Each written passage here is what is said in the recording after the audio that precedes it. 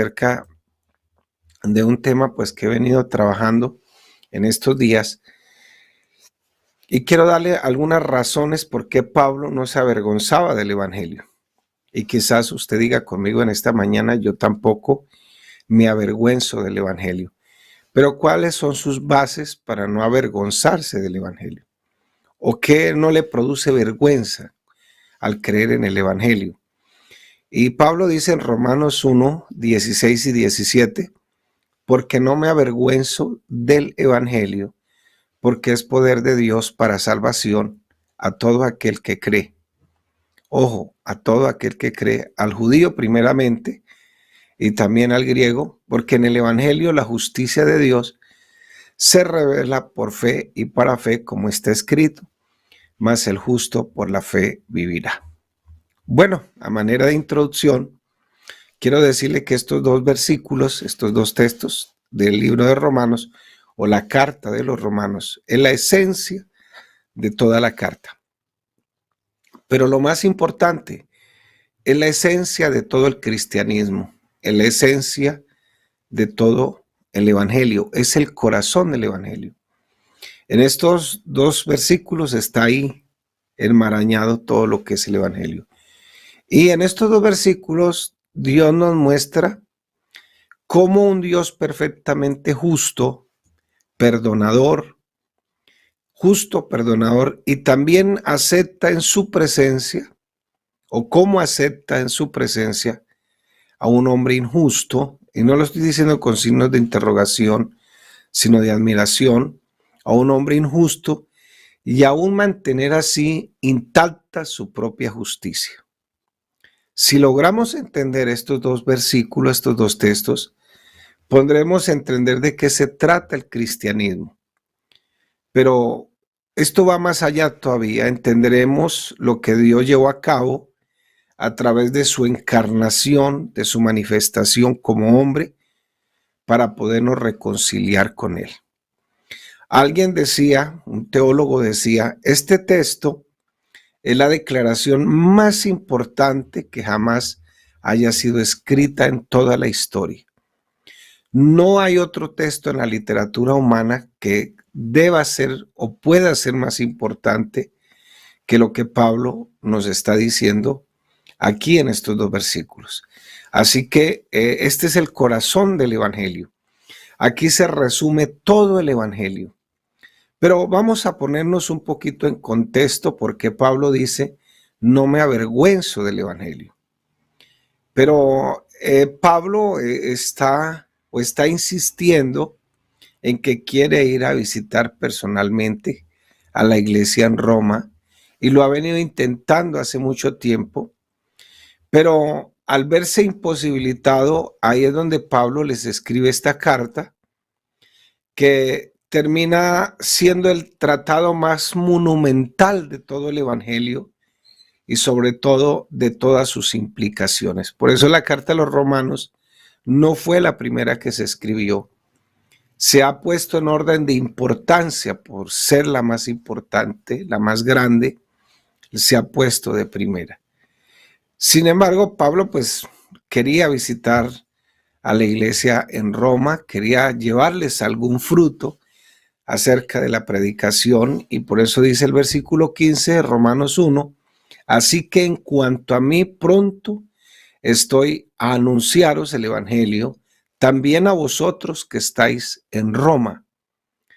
Y en los versículos 16 y en los versículos 17 hace todo el resumen del contenido de lo que es el evangelio. Y dice, no me avergüenzo del evangelio porque es poder de Dios para salvación. Pero vamos a seguir mirando en el contexto de por qué Pablo dice que el evangelio no le produce vergüenza. Y espero que usted en esta mañana pueda decir conmigo y con Pablo, no me avergüenzo del evangelio o el evangelio no me produce vergüenza. ¿Por qué? Hay que saber por qué para que eso afirme mi fe, afirme mis convicciones y sobre todo pues mi impulso en todas mis actitudes. Y humanamente Pablo sí tenía todas las razones del mundo para avergonzarse del Evangelio. Pablo, por predicar el Evangelio, fue apresado en Filipo, fue expulsado de Tesalónica, sacado en secreto en Damasco, colgado por unas canastas allá, usted de pronto ha leído ahí las cartas, por las murallas de la ciudad. Tuvo que ser escoltado para salir a salvo de la ciudad de Berea. Se burlaron de él en Atenas. Fue considerado un imbécil en Corinto, apedreado y dejado por muerto en la ciudad de Listra, acusado de blasfemia en Jerusalén, donde casi lo matan a golpes. Y pensar que hay hermanos que se van de la iglesia porque no lo saludaron, o porque ven otro hermano que está sirviendo y de pronto no está bien como está él, se van de la iglesia. Cualquier ser humano como Pablo hubiese sido tentado a cambiar de trabajo antes de seguir poniendo su vida en peligro, poniendo su integridad emocional, su salud mental en peligro. Hoy muchos van a otros países, están siendo perseguidos por algo y piden asilo político, etcétera, etcétera. Por otro lado, el cristianismo dentro del Imperio Romano en ese contexto tenía una muy mala reputación. ¿Por qué? En esa época los cristianos eran acusados de ser ateos. ¿Por qué? Porque ellos no adoraban los dioses del Olimpo, o sea, los dioses de los romanos. Muchos pensaban que los cristianos eran caníbales porque la gente no entendía la celebración de la Santa Cena cuando se decía que ahí estaba el cuerpo del Señor. Entonces ellos pensaban que los cristianos comían carne humana en secreto en sus cultos de adoración. También el imperio político romano consideraba a los cristianos un peligro. ¿Por qué los consideraban un peligro político? Porque la estabilidad de Roma giraba en torno a la adoración del emperador, del César. Era considerado como una persona divina, una persona que había sido puesta por Dios o era un Dios pequeñito. Los romanos toleraban cualquier religión siempre y cuando los seguidores de esa religión estuvieran también dispuestos a adorar al César y reconocer al César como el Curius, o sea, como el Señor, como una persona divina. Pero los cristianos solo reconocían a un solo Señor, y ese solo Señor era Jesucristo, su único amo y Señor, su único Curios de ahí en adelante. Por eso Pablo tiene que escribir unas palabras ahí en la misma carta a los romanos, que nadie puede decirle Señor al Señor si no es por el Espíritu. Entonces, esa exclusiva adoración del Señor al Señor Jesús fue lo que provocó al final de los tiempos del Imperio Romano la persecución a los cristianos, porque pues eran un peligro político. Y eso es lo que sucede en estos días también. El mundo es capaz de tolerar cualquier cosa, menos las verdades, menos los valores absolutos de la religión o la fe cristiana. Y entonces estamos viviendo en medio de una tolerancia peligrosamente intolerable. Entonces, todo el mundo tiene derechos. Los LGTBQ tienen derechos. Hasta han legislado la moral a favor de ellos. Cualquier persona que se burle de ellos en público lo pueden castigar con un salario mínimo de multa. Pero los cristianos no pueden en ninguna manera, ni siquiera se les multa a nadie cuando los apedrean, cuando eso. Pero ahí es donde está la esencia del evangelio, porque Pablo no se avergonzaba del evangelio. Entonces yo le pregunto en esta mañana, ¿será que podemos en el contexto también aprender y poder decir con toda seguridad que no nos avergonzamos del evangelio? El evangelio resultaba absurdo en ese contexto de la cultura grecorromana. Los cristianos proclamaban que el Salvador del mundo era un carpintero nacido en una aldea pequeña, desconocida de toda Palestina, y que había sido condenado a morir en la cruz por un procurador romano. La crucifixión, si usted se acuerda en historia, y de pronto lo ha escuchado en muchas enseñanzas, era el peor castigo que se le aplicaba a los reos en aquellos días. Era tan cruel, tan vergonzosa, que solo era para los peores criminales, y estaba prohibido que un ciudadano romano muriera crucificado. Todo mundo menos el ciudadano romano. Y era absurdo pensar que la vida eterna, o sea, por eso estoy diciendo, era absurdo pensar que la vida eterna dependía de un judío crucificado. En esa cultura era considerada como la estupidez del siglo. Entonces, ahora sí vamos entendiendo por qué Pablo, cuando predica, dice: no me avergüenzo del evangelio. ¿Usted qué razones tiene para no avergonzarse, o qué razones tiene para avergonzarse del evangelio? También ha sido apedreado, también ha sido considerado como un estúpido, también ha sido perseguido políticamente por predicar el evangelio, de pronto por meterse uno con la gente, pero no por predicar el evangelio.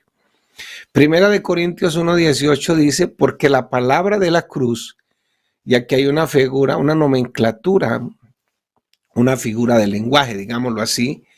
La palabra cruz aquí se refiere a la muerte, a la resurrección y la vida, muerte y resurrección de Cristo.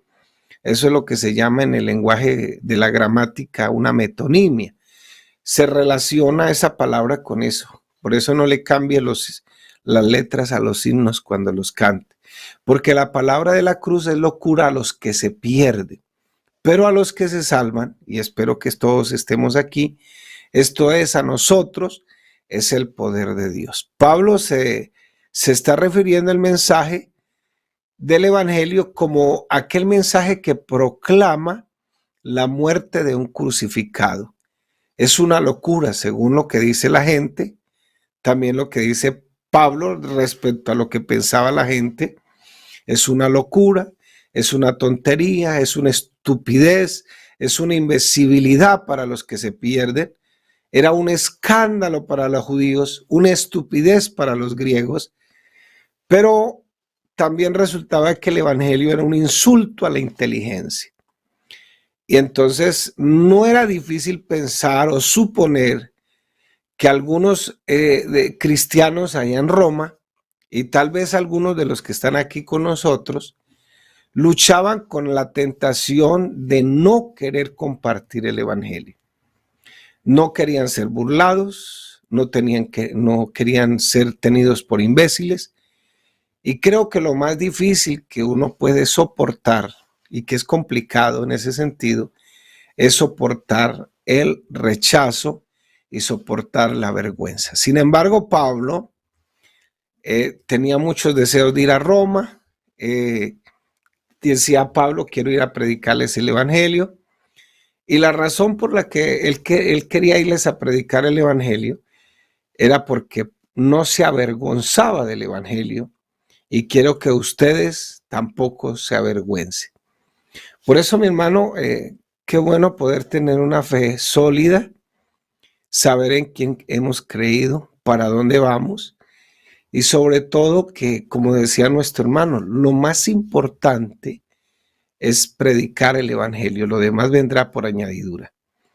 Usted no dé un mercado, no bendiga a otra persona para ganarse el favor de Dios por obras.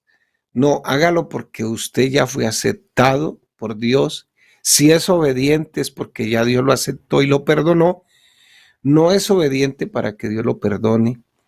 Nada de eso, porque la Biblia dice en Primera de Juan capítulo 1 que si estamos en comunión, que ese es el primer requisito, entonces la sangre de Jesucristo, su Hijo, nos limpia de todo pecado Y ese texto o ese versículo no es para los amigos, ese versículo es para la iglesia.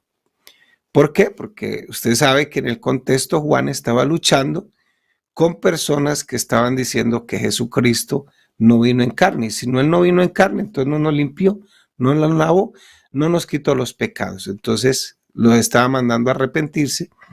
Pero ese texto es aplicable para todos los cristianos en el sentido de que Jesucristo todo el tiempo está pasando su sangre para que yo sea limpiado. Dice, si tenemos algún problema, abogado tenemos para con el Padre, a Jesucristo el justo.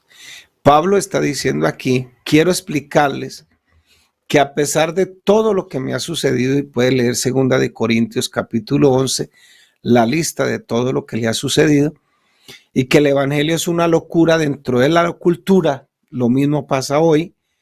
Entonces quiero ir a explicarles por qué no me avergüenzo del evangelio.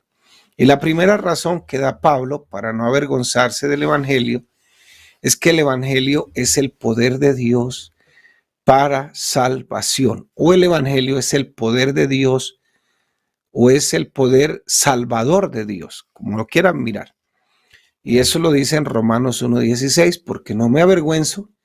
Y nótese que Pablo sabía que este mensaje era tan absurdo para la mente humana, pero en realidad ese mensaje tiene el poder de Dios omnipotente para salvar a los pecadores. Primera de Corintios 1:25 dice, porque lo insensato de Dios es más sabio que los hombres, y lo débil de Dios es más fuerte que los hombres. Lo que los hombres tenían por débil, en Dios es más fuerte que los hombres, según lo que nos dice Pablo. La palabra poder aquí en el original proviene de una palabra que usted conoce que se llama dinamita. De ahí el original es dunamis, de ahí se traduce dinamita. Pero ¿qué significa? ¿Qué es ese poder? La palabra, en términos más cortos, la palabra es el poder explosivo de Dios. No es un poder para destruir, sino para construir, para salvar. Pero imagínense de dónde viene esa palabra. Es un poder que transforma, que reconstruye una vida humana que está despedazada eternamente en el asiento de su personalidad. Una mente, un corazón destrozados por el pecado. Pero el evangelio tiene poder o es poder de Dios para reconstruir esos corazones que están abatidos, destruidos y que prácticamente ya están en el infierno. Entonces Pablo dice, no me avergüenzo del evangelio porque no existe en el mundo otro mensaje como el evangelio. No existe ninguna terapia psicológica, con todo el respeto. No estoy diciendo que estoy en contra de los psicólogos, los terapeutas psicológicos, sino que el evangelio no hay otra terapia, en otras palabras, que lo que hace el evangelio sea capaz de hacer cualquier otra terapia, sea capaz de transformar la vida de un ser humano. Pablo sabía eso por experiencia propia, que ese poder omnipotente que obró en su propia vida lo convirtió ahora en un apóstol. Primero era un perseguidor de la iglesia. Pablo llegó a aborrecer a la iglesia con todas las fuerzas de su corazón, llegó a aborrecer tanto el nombre de Jesús, pero ahora Pablo, al tomar la misión de su vida, cuando se convierte al Señor, haber puesto él también todo su carisma, toda su fe, todo lo que sea, a destruir el cristianismo. Pablo, aparte de eso, era un blasfemo, era un agresor, era un asesino. Él participó en el asesinato de Esteban. Pero ahora el poder explosivo del evangelio lo transformó, lo cambió por completo, cambió la perspectiva, cambió su visión de esa realidad, la cambió a tal punto que a ese Jesús que él antes aborrecía con toda la pasión de su vida, ahora lo dedica a servirle también con toda la pasión de su vida. Pablo no se avergonzaba del evangelio porque sabía por experiencia propia el poder que ese evangelio hacía en el ser humano para transformarlo. Yo le pregunto en esta mañana, ¿ese poder lo ha transformado a usted? En el mismo, y lo más esencial es permitir que ese poder de Dios me transforme a mí en el asiento de mi personalidad. Por eso dice, no me avergüenzo del evangelio. La primera razón que da Pablo es porque el evangelio es poder de Dios. Pablo no está diciendo que el evangelio simplemente revela el poder de Dios. No está diciendo que el tema del evangelio es el poder de Dios. Él está diciendo, es el poder de Dios. Es la dunamis, es la dinamita, es el poder explosivo de Dios para salvación. Es a través de la predicación, como decía nuestro hermano Jairo hace rato, del evangelio que Dios obra en los corazones para traerlos a salvación por completo y transformarlos desde adentro hacia afuera. Por eso la persona que ha conocido el evangelio tiene que permitir que el evangelio haga una transformación en todo el asiento de su personalidad. Y razón tiene a nuestro hermano ahí cuando decía que muchos no llegan al evangelio porque, aunque decimos todas las cosas son nuevas, en el evangelio hemos sido transformados, todavía nuestro temperamento, nuestra manera de ser, a veces vivimos hablando de los demás, vivimos quedándole mal al uno, al otro. Eso no convence a las demás personas. El evangelio tiene que ser el bisturí a través del cual Dios abre los ojos de los hombres que están ciegos, que no pueden ver la gloria de Dios, que no pueden ver la hermosura, que no pueden ver la majestad, la sabiduría, el poder de nuestro bendito Señor y Salvador Jesucristo. Dios usa el evangelio como el bisturí a través del cual Él hace esta tremenda operación. La primera vez que me hablaron del Señor, yo no podía creer, créamelo mi hermano, que Jesucristo era Dios encarnado. Tal vez yo decía que era un hombre muy adelantado, muy iluminado, pero mucho después que empecé a leer la palabra de Dios, la Biblia, mis ojos fueron abiertos para entender que en esta Biblia, que en este libro, estaba la palabra infalible, inerrante, inspirada de Dios. Y que sin duda nuestro Señor Jesucristo no es nada más y nada menos que el Dios encarnado que vino a morir por los pecadores. Al leer la palabra somos convencidos de la veracidad de la palabra. Sin duda que es el poder de Dios, que es el bisturí que nos opera de esas cataratas para que podamos entender que ese Jesús que fue crucificado en debilidad era el mismo Dios que por amor a nosotros se hizo hombre y decidió ocupar el lugar en esa cruz para saldar nuestras deudas con la justicia de Dios. Por eso, 1 Corintios 1:18 dice, porque la palabra de la cruz es locura para los que se pierden, pero a los que se salvan, esto es a nosotros, no es el tema, no, es el poder de Dios. Y dice el versículo 21, pues ya que en la sabiduría de Dios, el mundo no conoció a Dios mediante la sabiduría, agradó a Dios salvar a los creyentes por la locura de la predicación.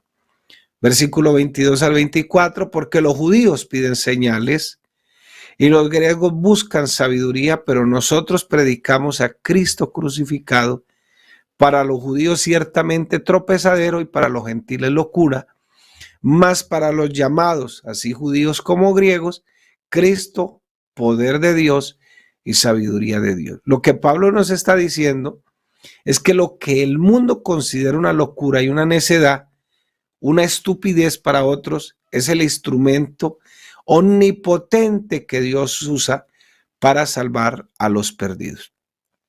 La palabra salvación significa liberación, ser rescatado a tiempo de un peligro inminente, ser salvados, ser libertados, rescatados de la misma ruina, de la misma destrucción.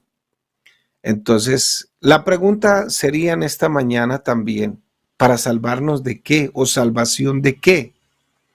Muchos buscan el evangelio por razones equivocadas y aquí es donde nos ha hecho muchísimo daño la famosa teología de la prosperidad. Y aunque no querramos aceptarlo, se nos ha metido a la iglesia y sigilosamente, porque hemos perdido de vista el verdadero contenido del evangelio. Y muchos predican el evangelio dando razones equivocadas. ¿Por qué? Se les predica: ven a Cristo, tu vida será dichosa, tú serás multimillonario, todos tus problemas te van a solucionar, su familia será hermosa, tu esposo te va a querer. Eso es predicar el evangelio por y con razones equivocadas y recibirlo de la misma manera. Pero Pablo lo que está diciendo, si usted lee el versículo 17, dice: porque en el evangelio la justicia de Dios se revela por fe y para fe, como está escrito, mas el justo por la fe vivirá. Porque la ira de Dios, versículo 18, se revela desde el cielo contra toda impiedad e injusticia de los hombres que detienen con injusticia la verdad. Entonces, cuando yo estoy por o con razones equivocadas en el evangelio, cualquier cosa me asusta, me cautiva. No estoy diciendo que yo no tengo tentaciones, que no soy un ser humano como usted. Claro que sí, tengo luchas todos los días. Usted no se imagina cuántas, como ser humano, como pastor, etcétera, etcétera. Tengo luchas constantemente. Pero entonces, si no entiendo qué es el evangelio, lo más probable es que ya estaría afuera también, porque tenemos luchas como usted, sexo, luchas de dinero, luchas de fama, de poder, todo eso. Eso también nos molesta a nosotros, aunque no querramos aceptarlo a veces. Y tenemos todas esas luchas continuamente. Pero si yo no sé por qué he creído en el evangelio, lo más probable es que todo eso me saque. Lo mismo pasa con cualquier persona que aún no sea pastor. Lo mismo, igual, de igual manera tiene sus luchas, pero si no sabemos por qué hemos creído, tenemos razones equivocadas. Entonces, cuando vienen los problemas, ay, Señor, ¿dónde estará el Señor? ¿En qué parte estará Dios? No me escucha, yo tanto que le he clamado. Me acuerdo de que en cierta ocasión un hombre vino y dijo: pastor, vengo a despedirme. Venía ebrio y drogado. Duré 3 años siéndole fiel a Dios. Dios no me dio lo que necesitaba, etc. Y se fue. De hecho, paró en la cárcel después. Pero la cuestión no es esa, porque es que estamos, de repente, viene la duda: ¿no has recibido el Espíritu Santo? ¿Por qué será? Viene la duda: ¿por qué tantos problemas? Eso debe ser que algo. No es eso, mi hermano. No es eso. Y yo lo animo en esta mañana para que usted entienda que en el evangelio está revelada la justicia de Dios. El hombre se pasa la vida tratando de evadir la verdad, evitando llegar a conclusiones, que es evidente de que Dios creó todas las cosas, tratando de llegar a conclusiones. ¿Y dónde está Dios? ¿Dónde estará escondido? Y hablar en este tiempo de la ira de Dios no es políticamente correcto.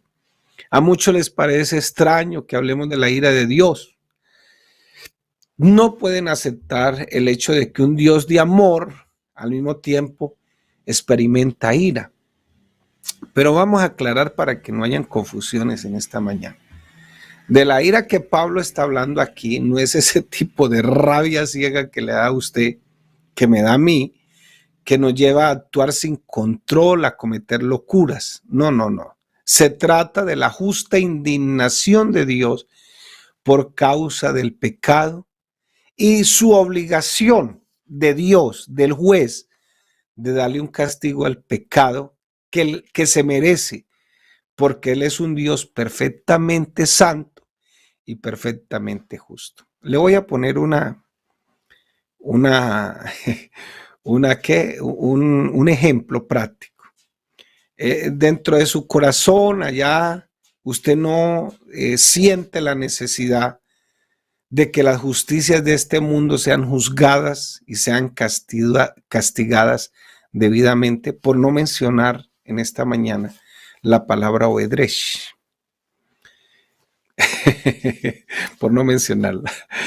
Bueno, 19 billones de pesos de nuestros erarios públicos, de lo que nosotros pagamos, se perdieron en sobornos, en robos, etcétera, y que no hay nadie pagando nada, ni un peso en la cárcel, que todos se salieron con la suya. ¿A usted eso no le indigna?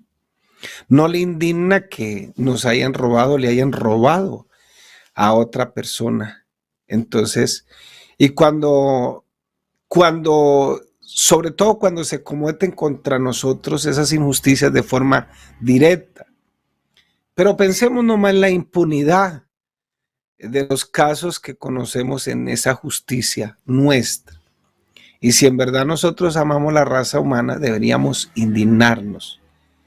Entonces, porque la ira y el amor, pues, a veces viene la pregunta, ¿serán o no serán compatibles? Es imposible amar y no sentir indignación cuando se daña lo que amamos. Entonces, ahora multiplique todas esas indignaciones al infinito. Entonces, ese término sería una locura. ¿Cómo cree que se siente Dios cuando el ser humano comete tantas injusticias? Entonces, fíjese por qué digo que el evangelio a veces se predica con o por razones equivocadas. La Biblia nos enseña que Él nos creó para su gloria, para que tuviésemos una deleitosa comunión con Él, pero al final nosotros nos convertimos en ladrones de gloria. Queremos la gloria para nosotros, queremos la fama, queremos llamar la atención, ser el centro de atención, y nosotros, criaturas creadas por Dios, para glorificarlo a Él, al único Dios que merece la gloria, que tiene la gloria, nos convertimos en ladrones de gloria. Ahora queremos nosotros ser el centro de atención y decidimos vivir para nosotros mismos y violar continuamente la ley de Dios. ¿Cuál es el problema que tenemos? Que anhelamos que otros reciban el castigo, que reciban, incluso aplicamos ese texto, toda injusticia es pecado. Anhelamos que otros reciban lo que injustamente deben recibir por sus pecados, pero al mismo tiempo alimentamos la esperanza de que ese Dios que tenemos se haga el de la vista gorda, así como cuando sus hijos hacen la embarrada y van y le dicen, papito, que te amo, que no sé qué, usted se hace el de la vista gorda. Pero que se haga la vista de gorda con nuestro pecado. Pero si Dios, ojo lo que le voy a decir y ojalá usted lo resalte ahí, pero si Dios se desentendiera de todos los pecados de la humanidad que ha caído, que hemos cometido, que cometemos y que seguiremos cometiendo contra Él todos los días, incluyendo su pecado, incluyendo mi pecado, si Dios no juzga eso, sería el juez más corrupto de todo el universo. Por eso, la razón por la que necesitamos el evangelio no es porque nos sentimos solos, venga, que Dios va a llenar tu vacío existencial, que necesita ser llenado, es porque tenemos, no es por eso, es porque tenemos un serio problema con la justicia de Dios por causa de nuestro pecado. Si logramos entender eso en esta mañana, vamos a saltar aquí y hablar en lenguas de por qué estamos en el evangelio. Pablo dice, es el poder de Dios para salvación. ¿Salvarnos de qué? Porque en el evangelio se revela la justicia de Dios. Entonces, como está escrito, dice Romanos 3, del versículo 10 al 12, no hay justo ni aun uno. No hay quien entienda, no hay quien busque a Dios. Todos se desviaron a una, se hicieron inútiles. No hay quien haga lo bueno, ni siquiera uno. Ni siquiera uno. Yo no entiendo cómo hay personas que creen que portándose bien van a ganarse el favor de Dios. No, no. Yo me porto bien porque ya me lo gané, sin hacer nada. Él me cubrió con su sangre. Y ahora yo en agradecimiento vivo para Él. No hay uno. Constantemente violamos la ley moral de Dios, incluyendo los dos mandamientos más importantes. Amarás al Señor, la Shema judía, con todo tu corazón, con toda tu alma, con toda tu mente, con todas tus fuerzas, y a tu prójimo como a ti mismo. No hay un ser humano que obedezca ninguno de estos mandamientos, ni por un segundo. Y eso nos pone en una situación en la cual tenemos que comparecer ante el juez, ante un Dios perfectamente santo y perfectamente justo, que todo lo ve, que todo lo conoce. Si esta vida, si hay algún amigo que me está escuchando en esta mañana, usted, mi hermano, no terminara en un juicio, realmente esto sería una broma muy pesada. Entonces, ¿qué hacemos aquí? La razón por la que Pablo no se avergonzaba del Evangelio es porque ese mensaje que Pablo estaba predicando es la única solución provista por Dios para resolver el problema del juicio. Y solo hay una persona en el universo que puede salvarnos de Dios. ¿Quién? Dios mismo.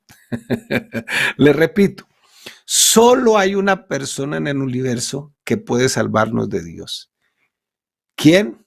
Dios mismo. Solo Dios puede salvarnos de Dios. Y ese es el corazón del Evangelio. Esta es la razón que Pablo, o que es suficiente para que ninguno de nosotros estemos avergonzados del Evangelio. Entonces, ¿por qué no predicar el Evangelio? Este mensaje que es poder de Dios para salvación a todo aquel que cree. Bueno, solo le di una razón en esta mañana. Me quedarían 3 razones más por qué Pablo no se avergonzaba del Evangelio. De pronto, en otra ocasión, le doy las otras 3 razones de por qué Pablo no se avergonzaba cuando predicaba el Evangelio.